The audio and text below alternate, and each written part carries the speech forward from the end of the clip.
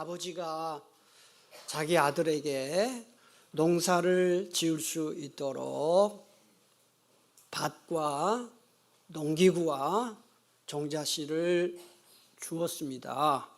이제 아들이 할 일은 무엇일까요? 아버지가 자기에게 주신 것들을 잘 활용해서 밭을 갈고 쟁기질하고 썰애질하고 파종하고 또 잡초를 제거하고 거름을 주고 추수를 하는 등 농사일을 하는 것이죠. 만약에 아들이 농사일을 하지 않는다면 어떻게 될까요? 아버지가 아들에게 거저준 모든 것들이 무용지물이 되고 말겠지요. 아무 쓸데없는 것이 되고 말겠지요. 그 비싼 밭, 농기구, 그 다음에 귀한 종자씨가 아무 소용이 없게 되는 겁니다. 우리의 신앙생활도 이와 비슷합니다. 하나님 아버지께서는 자신의 자녀들에게 믿음도 주셨을 뿐만 아니라 경건하게 살 수 있는 능력도 다 주셨습니다. 그래서 우리가 세속적으로 살지 않고 경건하게 살 수 있도록 그렇게 하셨습니다. 그게 바로 베드로후서 1장 1절부터 4절의 내용이죠. 하나님이 우리에게 신앙생활을 잘 할 수 있도록 충분한 능력을 주셨으니 신앙생활을 잘 하는 것은 누구의 책임입니까? 우리의 책임이다 하는 거예요. 이걸 알아야 된다. 책임이다. 신앙생활을 잘할 책임은 바로 나에게 있다. 그래서 5절 맨 앞에 보면 그러므로라는 말의 뜻이 무엇입니까? 바로 이런 이유 때문에 하나님이 믿음도 주시고 경건의 능력도 주셨으니 이런 이유 때문에 5절, 6절, 7절처럼 살아야 된다. 그 얘기를 하는 거예요. 그러나 현실을 보면 그렇지 않은 것 같습니다. 예수 믿고 구원받은 것에 그저 만족하고 천국 가는 것에 만족한 채 경건하게 사는 것, 신앙생활 잘하는 것에 무관심하거나 별 노력을 하지 않는 그리스도인들이 많다 이 말이죠. 이런 믿음을 진정한 믿음이라 할 수 있을까요? 진정한 믿음은 반드시 삶의 열매로 나타나기 마련이죠. 바꿔 말해서 삶의 열매로 나타나지 않는 믿음은 진정한 믿음이 아니다라고 해도 틀린 말이 아닙니다. 본문에 보면 8가지 항목이 나와요. 믿음 시작해가지고요. 쭉 8가지가 나와요.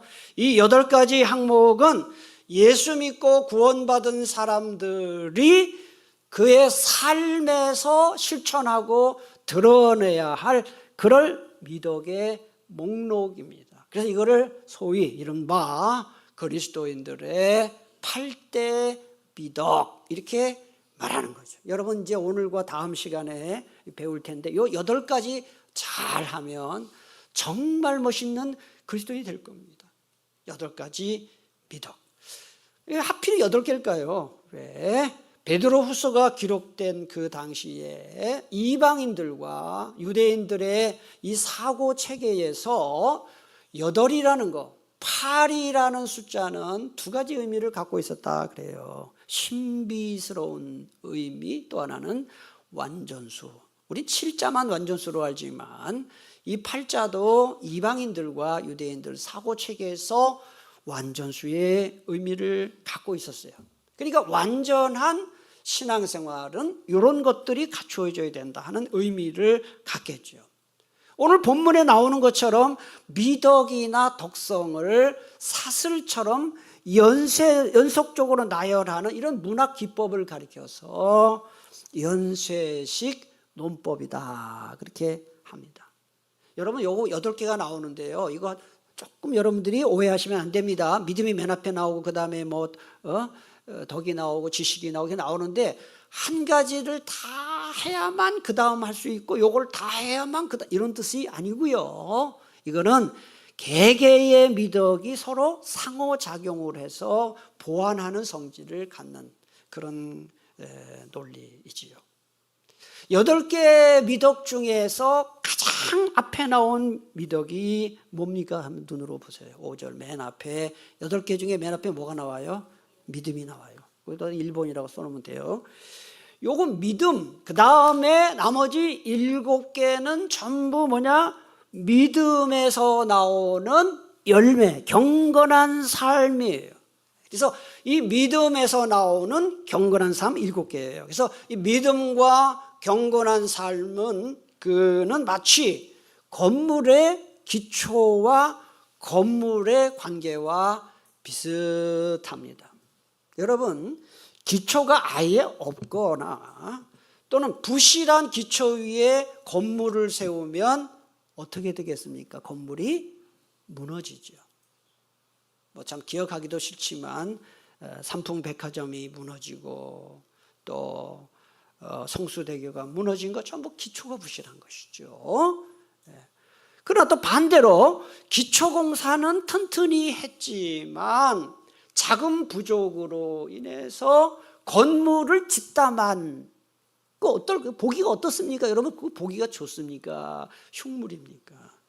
여기 부평 여기 가면은 옛날에 부평 관광 호텔 그 한 몇 년 동안 그냥 흉물로 있었잖아요. 지금도 아직도 완공이 안 된 것 같은데. 그러니까 저는 지나다니다가 기초는 잘 돼 있는데 건물을 짓다만 그런 건물들을 보면 흉물도 그런 흉물이 없죠. 그런데 그런 식으로 신앙생활하는 사람들이 우리 중에 있지 않냐 하는 것입니다. 믿음의 기초는 있는데 삶으로 신앙생활로 경건생활까지 가지 못하는 흉물 같은 신앙생활이 우리 중에는 있지 않은가 하는 것이죠. 네. 예수 믿고 구원받는 것이 신앙생활의 전부가 아닙니다, 여러분. 구원받은 사람답게 살아야 그 구원이 완성이 되는 것입니다. 물론 구원은 하나님이 은혜로 주시는 선물이지만 중요한 게 있습니다. 신앙생활을 잘할 책임은 나에게 있다. 죄송합니다. 따라합시다. 구원은 선물이요. 신앙생활은 나의 노력이 필요합니다. 아멘이십니까? 신앙생활을 잘해야 구원받는 건 아니지만 진짜 구원받은 사람은 신앙생활을 잘하는 것이죠. 바꿔 말해서 그리스도인답게 사는 것이야말로 구원받은 가장 큰 증거예요. 따라서 그리스도인답게 살지 않으면서 자기가 구원받았다고 생각하거나 그렇게 믿는 그건 착각일 확률이 굉장히 높습니다.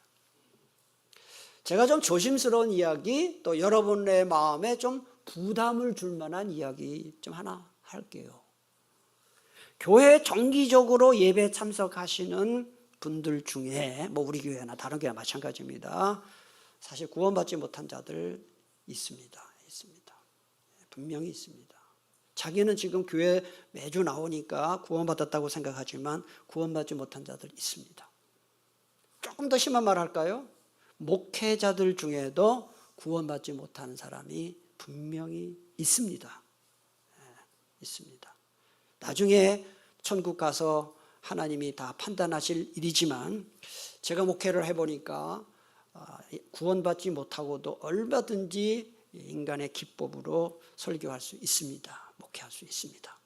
그러나 그거는 교회를 해치는 일이겠죠. 어쨌든 목사 중에도 구원받지 못할 자 있고 그리스도 교우들 중에도 구원받지 못할 자 있다. 자기가 그냥 착각에 빠져서 사는 사람들이 있다 하는 겁니다. 그래서 이 그리스도인들은 두 가지 극단을 경계해야 됩니다. 한 가지 극단은 뭐냐? 하나님이 나에게 믿음과 구원을 선물로 주셨으므로 신앙생활도 하나님의 책임이다. 나는 책임이 없다라고 생각하면서 노력하지 않는 거예요. 이게 극단이에요. 이건 마치 아버지에게 밭과 농기구와 종자씨를 받은 아들이 농사 짓지 않는 것과 똑같은 일이지요. 또 한 가지 극단은 뭐냐? 이거는 신앙생활을 자기의 힘과 자기의 노력과 자기의 열심만 갖고 하려는 것, 이것도 잘못입니다. 여러분, 전 농사를 짓는 농부의 아들로 전 태어나서 중3 때까지 아버지 농사 짓는 일에 같이 이렇게 도와드리고 해서 농사가 뭔지 압니다. 농부가 아무리 열심히 농사를 지어도 잘 보세요. 하나님이 적절한 때에 적절한 햇빛과 적절한 비를 내려주시지 않으면 농사 다 망칩니다. 한참 모내기 할 때 비가 안 오지요? 1년 농사 망칩니다. 그리고 한참 곡식이 막 익어야 되는 가을에 햇빛이 비치지 않고 비가 계속 내리죠? 1년 농사 망칩니다. 이번에 강릉에서 여러분 보셨죠? 저수지의 저수율이 쭉 떨어져 가지고 급수도 제한하고 그러지 하지 않았습니까? 그래가지고 전국에서 소방차가 뭐 수십 대가 와가지고 뭐 도와준다고 했죠. 그런데 난리도 그런 난리가 어디 있어요. 그런데 여러분 보세요. 하나님이 딱 1시간, 2시간 동안 비를 쫙 내리니까 그게 다 해결되집니다. 우리가 신앙생활하는 거 하나님의 은혜로 하는 겁니다. 하나님의 은혜로 하는 거예요. 100명이 삽 가지고 하루 종일 삽질하는 것보다 포크레인 한 대가 와서 1시간 동안 삽질하는 게, 포크레인 하면요 훨씬 많은 일을 합니다. 그래서 신앙생활은 두 가지 극단을 경계해야 됩니다. 우리가 신앙생활을 잘할 수 있도록 하나님의 도우심과 능력을 의지해야 하는 건 맞지만, 또 한편으로는 신앙생활을 잘하기 위해서 우리가 노력을 해야 된다는 거. 이 두 개가 다 필요하다. 이게 바로 5절 상반절에 나오는 더욱 힘써라는 말보다 잘 표시를 해놨어요. 더욱 힘써. 그게 그 말이에요. 7절 맨 끝에 보면 더하라 이런 말이 나와요. 자, 우리 한글 성경은 여러분 제가 늘 말씀을 드리지만은 번역 성경입니다. 신약의 원래 성경은 그리스어로 되어 있습니다. 그래서 이 그리스어 원문 성경을 보면은 더욱 힘써 5절에 나오는 더욱 힘써 7절 끝에 나오는 더하라는 말이 다 5절에 붙어 있어요. 동사가 두 개가 같이 붙어 있어요. 그러니까 이 머리 더욱 힘써 요 5절, 6절, 7절에 나오는 8가지를 더하라. 더욱 힘써 이런 거를 잘해라, 힘써라. 그래야 신앙생활이 완성된다. 그런 뜻이에요.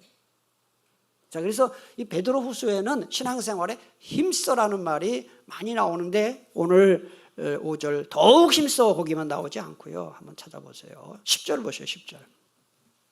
찾아보세요. 어디 나와요? 뭐라고 나와요? 1장 10절 뭐라고 나옵니까? 더욱 힘써 그랬고요. 15절 15 맨 앞에 보니까 힘써라는 말이 나오고요. 한 군데 더 3장 14절 맨 끝에 보시면은 무슨 말이 나와요? 힘쓰라 그랬죠. 하나님이 우리에게 주신 믿음과 경건의 능력이 부족해서 힘써야 되는 게 아니라 하나님이 주신 것들이 헛것이 되지 아니하도록 그리하라 이런 뜻이에요. 그래서 오늘 이 시간에는 그리스도인들의 8대 미덕 중에 오늘 8개 다 하면 여러분 아마 분명히 데모하실 겁니다. 8개 제가 다 하면은 언제 끝나나 이럴 거예요. 그래서 저는 항상 여러분들을 배려하거든요. 그래서 오늘은 3개만 하겠습니다. 3개만 하겠습니다. 자, 그리스도인들이 가져야 할 첫 번째 미덕은 믿음이에요. 믿음. 아무리 강조해도 지나치지 않아요. 그래서 믿음에다 1이라고 써놓으면 되죠. 그래서 믿음은 이 신앙생활의 기초석과 같다. 기초석과 같다. 여러분, 기초가 부실한 건물은 반드시 무너지는 것처럼 믿음의 기초가 부실한 신앙생활은 오래 못 가요. 오래 못 갈 뿐만 아니라, 잘 들으세요, 믿음의 기초가 부실한 신앙생활은 오래 못 갈 뿐만 아니라 신앙생활이 고되고 힘들어요. 고달퍼요. 신앙생활을 하면서 우리 주님이 주시는 평안과 기쁨과 즐거움, 감사를 맛보지 못하고 그냥 힘들어요. 그냥 교회 나오는 게 너무 죽을 것 같아요. 예배 참석하는 것도 힘들어요. 설교 듣는 것도 참 괴로워요. 신앙생활이 왜 이렇게 부담스럽고 힘겹고 평안도 없고 감사도 없고 기쁨도 없을까요? 믿음의 기초가 부실해서 그래요. 그러니까 우리가 보통 믿음이 부족하다 하잖아요. 그래서 믿음은 공장의 엔진과 같아요. 공장의 발전기와 같고 자동차의 엔진과 같고 열차의 기관차와 같아요. 그래서 맨 앞에 나온 거예요. 여러분, 사실은 베드로후서 1장 1절부터 믿음이 나와요. 한번 1절 보세요. 1절. 거기 보면 믿음, 그냥 믿음이라고 하지도 않았어요. 무슨 믿음이라고 했어요? 보배로운 믿음이다. 믿음을 굉장히 강조합니다. 자, 그러면 여러분, 우리가 뭐 할 때 하나님이 기뻐하실까요? 예? 교회 봉사 열심히 할 때 기뻐하시죠. 물론 그다음 헌금을 많이 갖다 바쳐야 하나님이 기뻐하실까? 하나님이 가장 기뻐하시는 게 뭐냐? 그 답이 히브리서 11장 6절에 나와요. 그럼 같이 한번 뭔가 같이 읽겠습니다. 시작. 믿음이 없이는 하나님을 기쁘시게 하지 못하는. 하나님은 뭐를 기뻐하신다고요? 우리 믿음을 기뻐하시는 거예요. 하나님 믿는 것. 그러면 어떤 믿음을 기뻐하실까요? 우리가 뭘 믿는 걸 기뻐하실까요? 히브리서 11장 6절 하반절에 친절하게 두 가지 답이 나왔어요. 번역성경으로 한번 읽겠습니다. 하나님께 나아가는 사람은 하나님이 계시다는 것과 하나님은 자기를 찾는 사람들에게 상을 주시는 분이시라는 것을 믿어야 한다. 이 두 가지가 나와요. 하나님이 어떤 믿음을 기뻐하시냐? 하나님은 살아계신 분이다라는 거. 하나님은 죽은 분이 아니라 살아계신 분이다라는 걸 믿는 거, 첫째. 두 번째로는 하나님을 찾는다는 게 뭐예요? 기도하고 예배하고 의지하고 하는 이 두 가지예요. 어떤 믿음이 하나님이 기뻐하시는 믿음이냐? 하나님이 살아계시다는 걸 믿고, 두 번째로는 하나님을 늘 구하고 예배하고 기도하고 찾고 하는 이 두 가지 믿음이 저와 여러분에게 있게 되기를 축복합니다. 믿음이 들어가면요, 사람이 반드시 변하게 돼 있어요. 믿음이 들어가는데 변하지 않는 사람 없어요. 제가 어제도 세례문답을 하면서 우리 세례받는 분들한테 물어봤어요. 예수 믿고 우리 교회 나오고 뭐가 달라졌으니까 뭐 달라진 게 많아요. 변하지 않는 믿음은 믿음 아니에요. 일단은 마음이 바뀌어요, 사람이. 같은 상황인데도 옛날 같으면 막 잠 못 자고 걱정할 상황인데 하나님께 맡기니까 마음이 편안하죠. 예? 그 다음에 뭐 가정에서도 막 짜증내고 이렇게 할 상황인데 참죠. 이게 왜 그래요? 믿음이 들어가서 그래요. 믿음이 들어가면 변하게 되어 있는데, 수세기 동안 죄수들을 가두는 곳을 가리켜서 형무소라고 했어요. 형무소라는 그 한자를 보세요.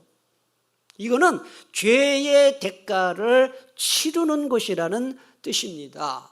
그런데 19세기에 이르러서 영국이라는 나라에 복음이 들어가면서 특히 그 그리스도인 엘리자베스 프라이라는 여인이 형무소라는 말 쓰지 말고 교도소라고 바꾸자라는 운동을 벌려서 이 교도소로 바뀌었어요. 여러분, 형무소와 교도소는 그 개념이 천지 차이가 나는 것입니다. 형무소의 목적은 뭐냐? 죄의 대가를 치르게 하는 게 뭐냐? 벌 주는 거예요. 근데 교도소는 뭐느냐? 죄수들을 교도해서 새 사람을 만드는 것이 교도소의 목적이에요. 이게 바로 하나님의 시각이고 성경의 시각입니다. 사람들에게 믿음이 들어오면 반드시 변화한다. 이게 바로 믿음의 힘이요, 복음의 힘이에요. 여러분에게도 믿음이 있으니 늘 변화되는 삶이 여러분의 삶에 있기를 축복합니다. 자전거 타본 적 있지요? 자전거만 바퀴 2개지요. 그래서 페달을 계속 밟아야 균형도 맞출 수 있고 넘어지지 않습니다. 믿음이 꼭 그렇습니다. 믿음이라는 것은 계속 자라지 않으면은 결국은 비틀비틀하다가 다 쓰러져요. 그래서 여러분 교회 나와도 안 나온 사람들 많아요. 왜 그런지 아세요? 계속 성장하지 못해서 그래요. 그래서 예수님의 제자들이 예수님께 요청한 것과 똑같은 기도가 우리가 날마다 할 기도가 나와요. 누가복음 17장 5절에 예수님의 제자들이 예수님께 요청한 건 나옵니다. 사도들이 주께 여짜오되 빨간 것이 같이 우리에게 믿음을 더하소서. 이 기도가 우리에게 늘 필요해요. 또 다른 번역 성경으로 보면 더 재미있게 번역을 했어요. 사도들이 주님 우리에게 더 큰 믿음을 갖게 해 주십시오. 그렇게 했어요. 여러분 저도 개인 기도할 때 이런 기도를 자주 합니다. 한번 저를 따라해서 해보시겠어요? 더 큰 믿음을 주시옵소서. 그게 여러분 더 큰 믿음 달라고 할 때는 그렇게 더 큰 믿음을 주시옵소서 그렇게 하면 안 되고요. 더 크게 더 큰 믿음을 주시옵소서. 할렐루야. 그 기도를 자주 하세요. 더 큰 믿음을 주시옵소서. 이건 늘 기도해야 됩니다. 자, 그리스도인들이 가져야 할 2번째 미덕은 뭐죠? 덕입니다. 여러분 5절에 보면 더욱 힘써 너희 믿음의 덕을 그랬어요. 이 덕이라는 말은 그리스 아레테라는 말인데 이 말은 번역의 여러 가지 의미로 할 수 있는 단어예요. 선, 미덕, 그 다음에 도덕적 탁월성, 인격적 고상함, 여러 가지로 번역할 수 있는 단어인데 본문에서는 제가 볼 때는 맨 뒤에 나오는 2가지 의미인 것 같아요. 도덕적 탁월성과 인격적 고상함 또는 고상한 인격 이렇게 번역하는 게 맞는 것 같습니다. 여러분 우리가 보통 한국말 중에 저 사람은 참 덕이 있어 이런 말이 있죠. 덕이 있어 그런 말 씁니다. 근데 예수 믿는 사람들 특히 믿음 좋다는 사람들 가운데 요즘은 목사들 중에도 예수 믿지 않는 사람들만도 못하게 처신을 해서 하나님과 교회의 영광을 가리고 나아가 복음 전도에 장애물 노릇하는 사람들이 적지 않아요. 그래서 사람들이 이렇게 말합니다. 나 저런 사람 때문에 교회 안 나가. 그래요. 나 저런 인간들 때문에 저런 목사 때문에 나 교회 안 나가. 이게 얼마나 하나님의 영광과 교회의 영광을 해치는 일이고 그래서 여러분 전도의 가장 큰 장애물은 이단이 아닙니다. 교회입니다. 그리스도인들입니다. 도대체 어떻게 행동을 했길래 식구들이 당신 같은 사람 때문에 내가 교회 안 나가. 도대체 어떻게 처신을 했기에 당신 같은 사람 때문에 교회 안 나가. 이런 말을 가정과 직장에서 들어야 되냐는 것입니다. 이게 덕입니다. 덕. 그래서 이 믿음과 덕이라는 그러니까 믿습니다 하는 믿음과 그 다음에 이 덕, 인격적 고상함, 탁월한 도덕적 탁월성 이 2가지는 같이 가야 되는 거예요. 기차의 2 선로와 같고 그 다음에 자동차의 2 바퀴와 같고 새의 2 날개와 같이 뗄 수 없는 관계입니다. 여러분 예수 믿는다는 사람의 삶이 엉망이라면은 그 사람의 믿음 그 의심해야 되지 않은 거예요? 의심해야 되는 거 아니에요? 예? 믿음이 정말 좋은 사람은 그의 인격과 삶도 좋아야 정상이에요. 제가 자주 설교했어요. 저 사람은 믿음은 참 좋은데 인격은 별로야. 그 말이 안 되는 거예요.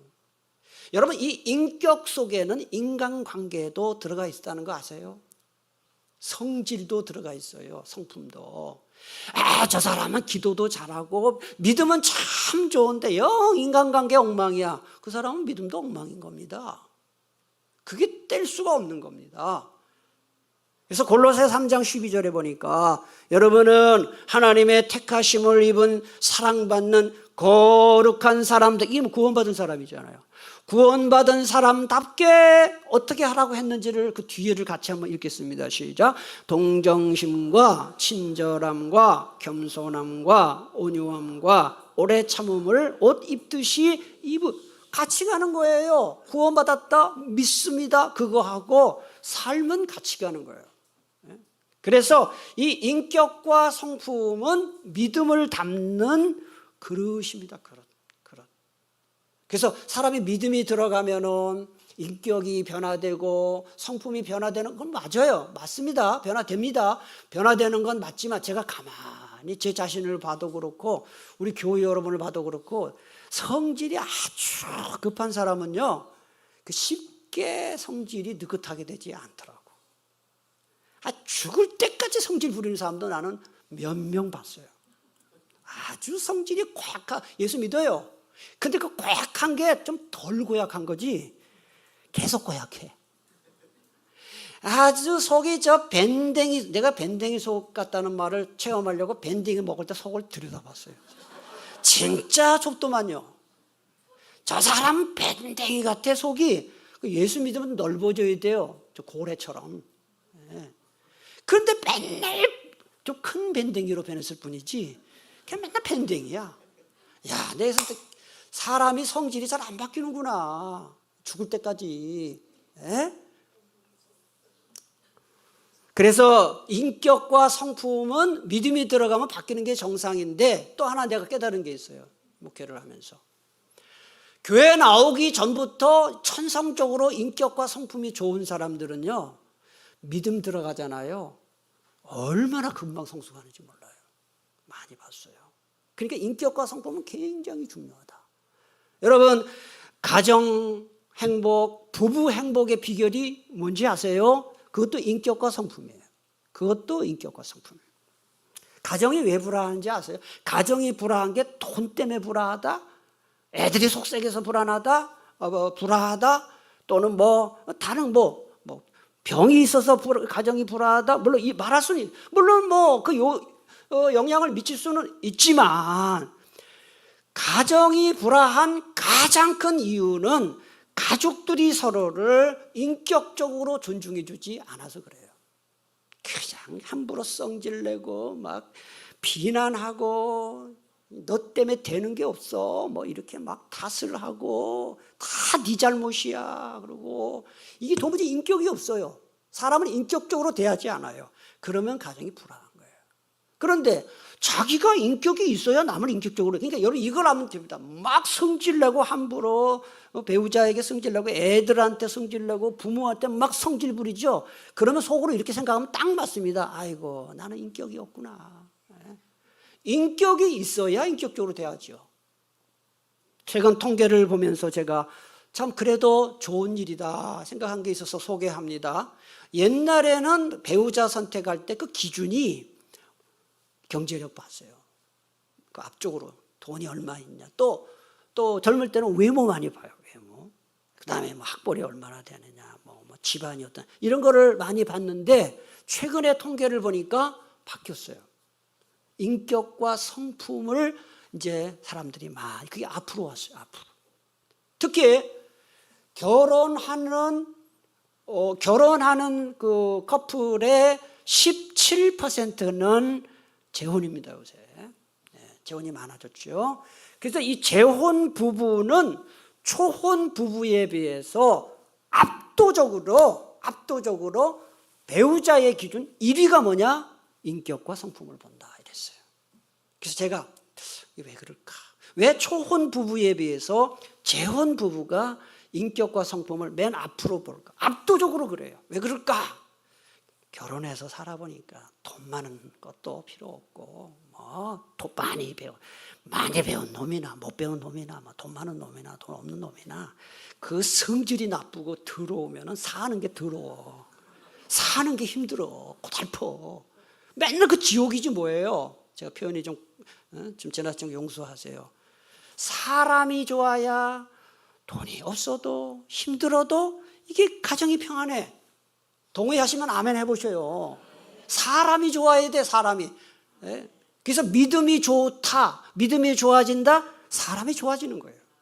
예? 그래서 인격과 성품이 그래서 굉장히 중요하다. 그래서 신앙생활, 가정생활, 직장생활, 대인관계에 있어서 인격과 성품이 중요하다. 인격과 성품이 좋은 만큼 믿음도 좋은 것입니다. 그래서 믿음의 덕이에요. 아시겠죠? 덕은 바로 이런 것이죠. 자, 오늘 이제 마지막 그리스도인들이 가져야 할 세 번째 미덕은 지식입니다. 지식. 이거는 조금 우리가 잘 살펴보십시다. 여기서 지식은 이론적인 지식을 말하는 게 아닙니다. 성경을 많이 안다 이런 지식을 말하는 게 아니고 하나님의 뜻을 잘 분별해서 그 뜻에 맞도록 처신하는 능력. 이걸 좀 바꿔 말하면 통찰력, 지혜, 분별력을 말하는 것이죠. 통찰력, 지혜, 분별력을 여기서 지식이다 이렇게 표현했습니다. 그래서 에베소서 5장 10절 보니까 어리석은 자가 되지 말고 오직 어떻게 하라 그랬습니까? 읽겠습니다. 주의 뜻이 무엇인가 이해하라.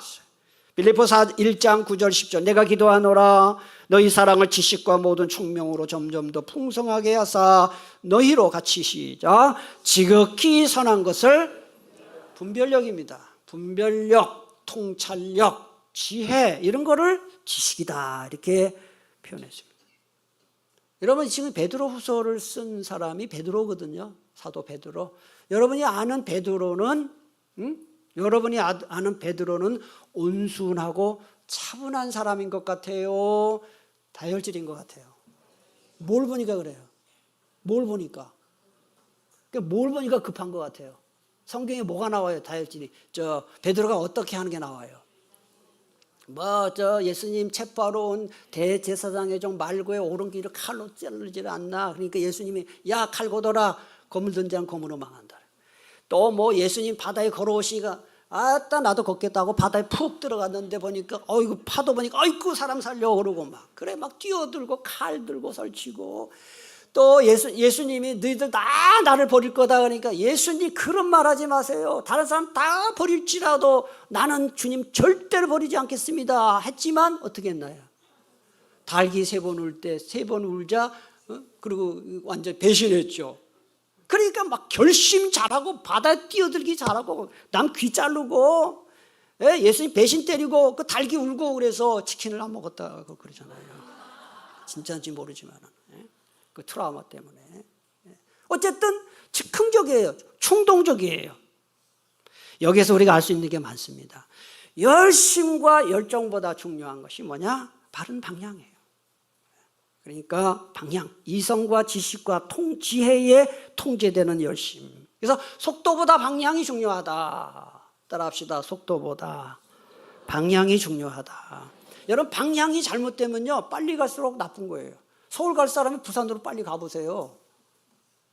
빨리 갈수록 나쁜 거예요. 예? 이단들이 열심으로 치면은 우리 못 당합니다. 그런데 이단들은 열심을 낼수록 해로운 거예요. 그렇죠? 여러분 중독이 뭡니까? 노름 중독, 알코올 중독, 무슨 중독이 있습니까? 여러 가지 중독이 있잖아요. 중독이 뭡니까? 열심히 하는 거예요. 게임 중독, 맨날 게임에 밤새 게임에 그 열심히 못 따라갑니다. 그게 나쁜 거예요. 방향이 잘못된 거예요. 사막을 가로지르는 이 자동차 경주를 가리켜서 랠리라고 합니다. 저 앞에 화면 보시면은 이게 자동차 경주하는 랠리인데 이 랠리 경주에 보면 2사람이 탑니다. 랠리 경주는 2사람이 탑니다. 그래서 운전석에 1명 타 있고 조수석에 1명 타 있는데 이게 다 선수입니다. 운전석에 앉아 있는 사람은 뭘 담당하느냐? 속도 담당입니다. 속도, 빨리 가는 속도 담당입니다. 조수석에 있는 사람은 빨리 달리다 보니까 목표 지점에서 벗어날 수 있잖아요. 목표를 수시로 전달해 주는 그런 역할을 하는 페이스 노트다 이렇게 얘기를 합니다. 1등으로 들어왔는데 엉뚱한 데로 들어갔어요. 실격. 그러니까 방향이 중요하죠. 우리 신앙생활과 인생에도 방향을 알려주는 페이스 노트가 필요한데 그게 뭐냐? 하나님의 말씀이다 하는 거예요. 하나님 말씀을 통해서 하나님의 뜻이 무엇인지 아는 사람만이 분별력, 통찰력, 지혜를 가지고 멋진 신앙생활과 멋진 인생을 살 수 있습니다. 이번 한 주 이렇게 사시기를 축복합니다. 기도하겠습니다. 하나님 감사합니다. 오늘 말씀을 통해 믿습니다만 해서 되는 게 아니라 믿는 자답게 살고 경건 생활을 잘해야 할 책임이 우리에게 있음을 배웠습니다. 그리스도인들이 가져야 할 8대 미덕 가운데 오늘 3가지 믿음, 덕, 지식에 대해 배웠습니다. 이번 한 주간 오늘 배운 말씀대로 살아서 하나님을 기쁘시게 해드리고 영광 드러내고 우리의 믿음이 더 성장하는 역사가 있게 해 주시옵소서. 예수님의 이름으로 기도하옵나이다. 아멘.